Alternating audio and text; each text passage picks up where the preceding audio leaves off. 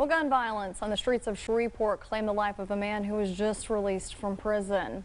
He was freed through the efforts of the Innocent Project of New Orleans. I spoke with a nonprofit today for their reaction. They say his case highlights the injustice black men face in the criminal justice system. According to court documents, in 2008, Fate Winslow was homeless when he was approached by an undercover police officer in Shreveport, asking him to find a sex worker or marijuana. Fate borrowed someone's bicycle and went to a known drug dealer's house, where he obtained 2 bags of marijuana, valued at $20. Fate was then arrested.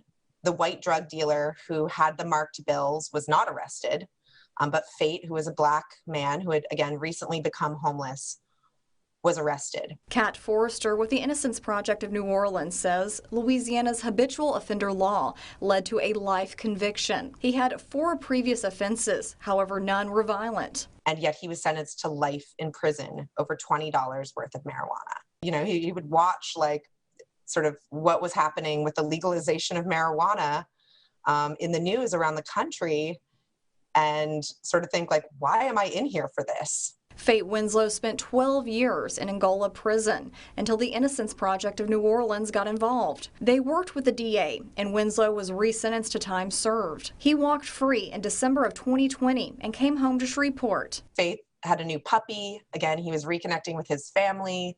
He had purchased a house. He'd gotten his driver's license. By all accounts, you know, he was on his way to rebuilding a meaningful and happy life. On May 4th, Shreveport police responded to a shooting on Linwood Avenue where a couple had been killed. Fate Winslow had been fatally shot along with his female companion, Tammy Cherie. We were shocked and deeply saddened that somebody who had, just come home and just begun to rebuild his life had it taken from him so quickly and so violently. Forrester says before his death, he was always happy to share his story and hopes to help incarcerated people and their families. He would have turned 54 on May 18th. He was so happy for those 4.5 months that he was free. I think they were absolutely precious to him and to his family. And it is just simply tragic that, his potential was cut so short so soon after finally, gaining some modicum of justice.